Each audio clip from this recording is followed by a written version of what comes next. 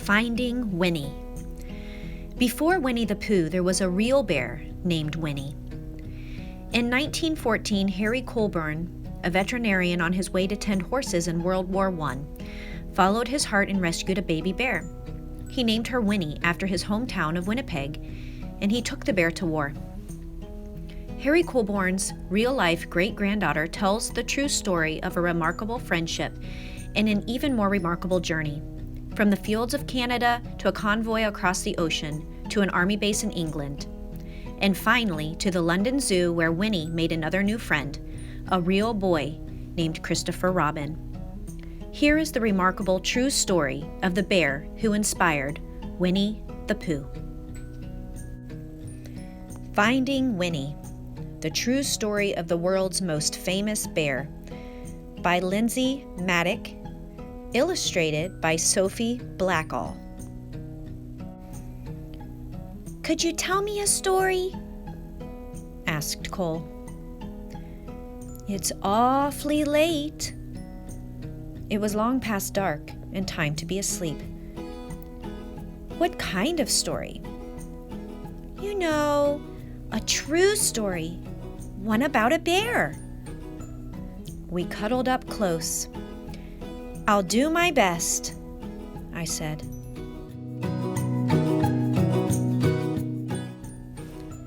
A very long time ago, about 100 years before you were born, there was a veterinarian who lived in Winnipeg. His name was Harry Colebourn. A vegetarian? Said Cole. Bear doesn't like vegetables. A veterinarian. It means an animal doctor. I know that, Cole said. That's what I'm going to maybe be when I'm big. If a horse had the hiccups or a cow had a cough, Harry knew how to make them feel just right. Harry's hands were never cold, even in Winnipeg, where winters were so frosty that icicles grew on the outsides of your nose. That was just the kind of doctor he was.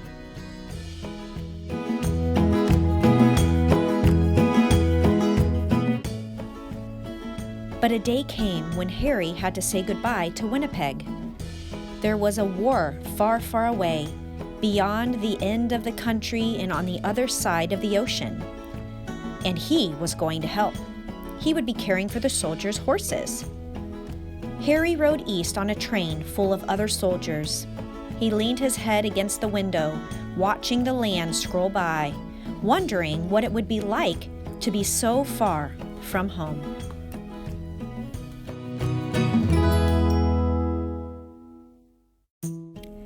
The train rolled right through dinner and over the sunset and around 10 o'clock and into a nap and out the next day, until it stopped at a place called White River. Harry decided to stretch his legs. On the train platform was a man on a bench with a baby. A baby? Said Cole, annoyed.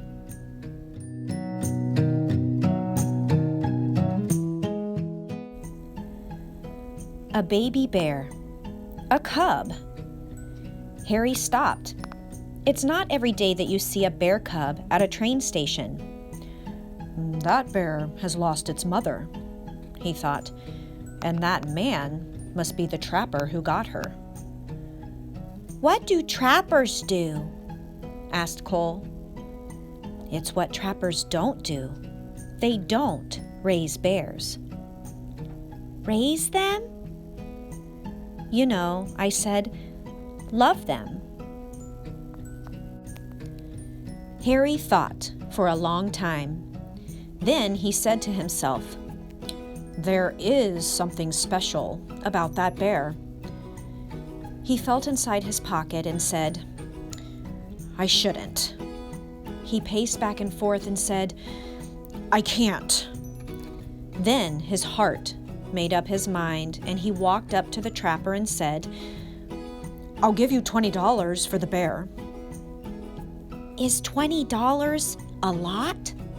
Asked Cole. Back then, I said, even more, than a lot.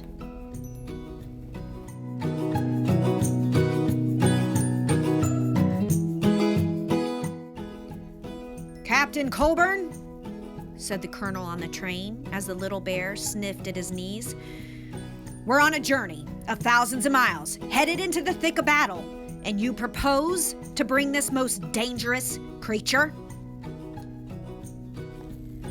The bear stood up on her hind legs as if to salute the colonel. The colonel stopped speaking at once, and then, in quite a different voice, he said, "Oh, hello." The men of Harry's regiment squeezed by to have a look. "I've decided to name her Winnipeg," Harry told them, "so we'll never be far from home. Winnie, for short." They had a very long way to travel, and they had already gone 3 or 4 feet when Winnie grew hungry. "What do bears eat?" the men wondered. "What don't they eat?" said Harry. "Vegetables," Cole reminded me. "Winnie ate vegetables," I said. "She ate everything except onions." They brought her carrots and potatoes and apples and tomatoes and eggs and beans and bread and a tin of fish and some slop in a dish. But Winnie was still hungry. "How about dessert?" said Harry, holding a bottle of condensed milk. Taking the treat in her paws, Winnie lay on her back and hummed a happy song as she drank. The men roared.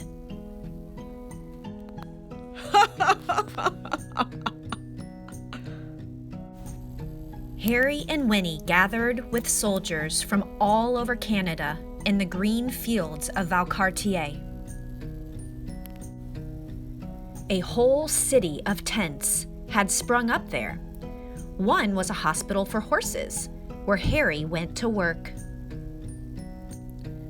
Winnie was in the army now. Harry taught her to stand up straight and hold her head high and turn this way and that just so. Soon she was assigned to her own post. Even the colonel agreed that Winnie was a remarkable bear. She might have been the best navigator in the whole army. If you hid something, could she find it? She could. What if it was further away? And further still? "Remarkable!" he cried.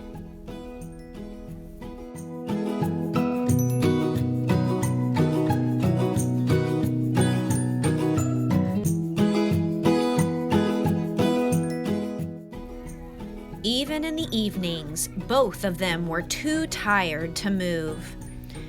When Harry thought about Winnie and the voyage across the ocean, his head said, "I shouldn't."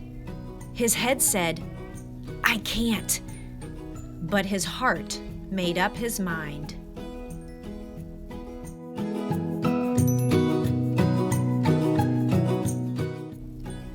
Nobody had ever tried to float so many people and animals across the Atlantic Ocean before. 30 ships sailed together, carrying about 36,000 men and about 7,500 horses, and about one bear named Winnie.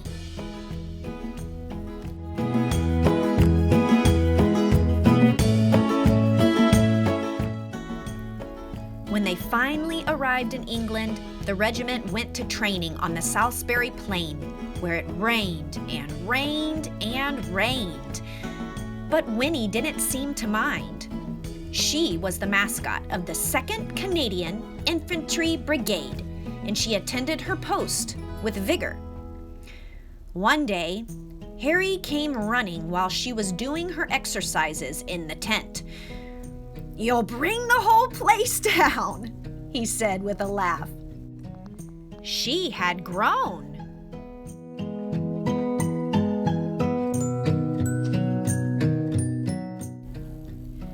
It was winter when the order came. The time had come to fight. Winnie posed proudly with the men for pictures to send home to their families. Harry thought for a long time. His head argued one way and then the other, but his heart made up his mind. He went to Winnie and said in a serious way, "There's somewhere we need to go." Winnie brushed the mud off her nose and nuzzled in close.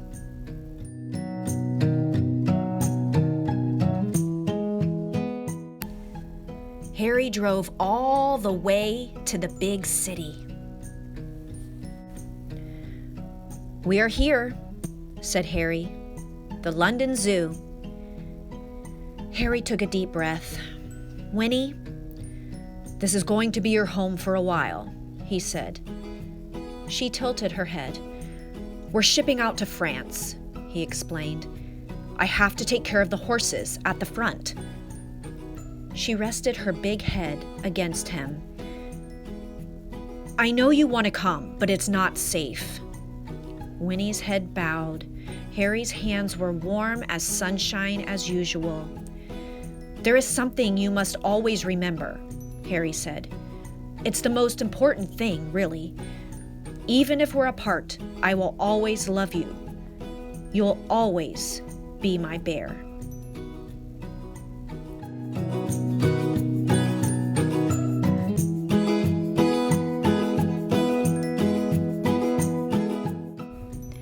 Is that the end?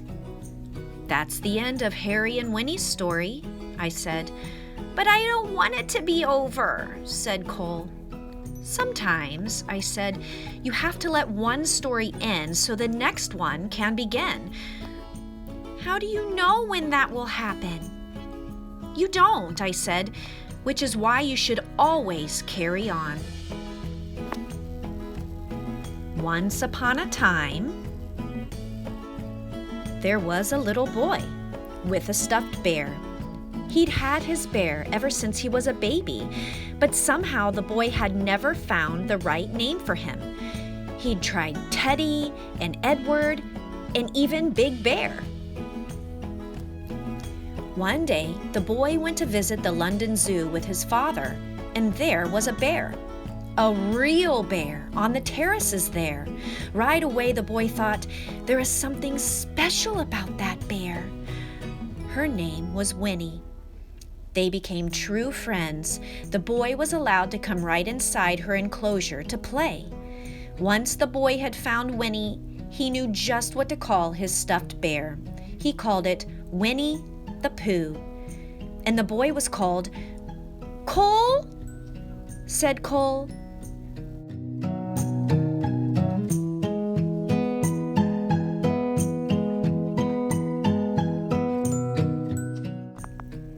His name was Christopher Robin Milne. Christopher Robin would visit Winnie at the zoo, and then he would take his stuffed animal on all sorts of adventures in the wood behind his home. His father, Alan Alexander Milne, wrote books all about them. Harry's Winnie became Winnie-the-Pooh, and there has never been a more beloved bear. But what about Harry? Cole asked. When Harry visited Winnie at the zoo, he saw how happy she was. She was being raised. She was truly loved. And that was all he had ever wanted from the moment they met at the train station in White River. So, after the war, Harry returned to Winnipeg and his life as an animal doctor. Before long, he was married and had a son named Fred, and Fred had a daughter named Laureen, and Laureen had a daughter named Lindsay, which is me, and then I had a son. When I saw you, I thought, there is something special about this boy. So I named you after your great-great-grandfather, Captain Harry Colebourn. I named you Cole.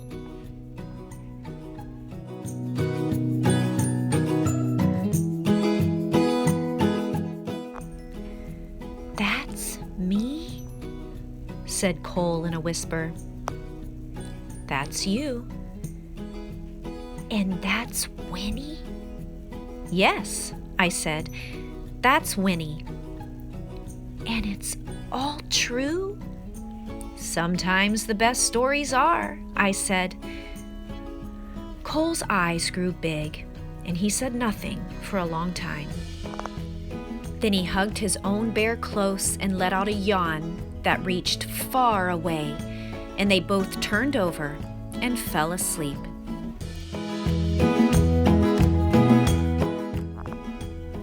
Harry, as a young soldier. Harry kept diaries throughout World War I. This was the diary from 1914, the first year of the war. The diary page from the day Harry found Winnie, on August 24th, 1914, he wrote, "Bought bear, $20. 3 soldiers with Winnie at her post. Winnie and Harry have what appears to be a laugh and a snack. Harry and his fellow soldiers with their mascot, Winnie. This picture of Winnie and Harry inspired the statues that now stand in Winnipeg and London. The statue in Winnipeg was unveiled in 1992. This photo was taken of Winnie and Christopher Robin in 1925 at the zoo after they became friends. Christopher Robin's father, A.A. Milne, watches them play from above. This official animal record card shows that Winnie began her stay at the London Zoo on December 9th, 1914. Lindsay and Cole. In 2013, we knew there was something special about this boy. Lindsay Mattick, the great-granddaughter of Captain Harry Colebourn, grew up thinking of Winnie-the-Pooh as her own great-grandbear. She has shared Winnie's story as a radio documentary, spearheaded an original exhibition, and traveled to the UK to commemorate Harry and Winnie's experience in World War I. She lives with her family in Toronto, Canada. Sophie Blackall is a celebrated artist whose work has appeared in the best-selling Ivy and Bean series, in multiple glorious award-winning picture books as part of an international pro-literacy campaign with Save the Children, and on a renowned New York subway poster.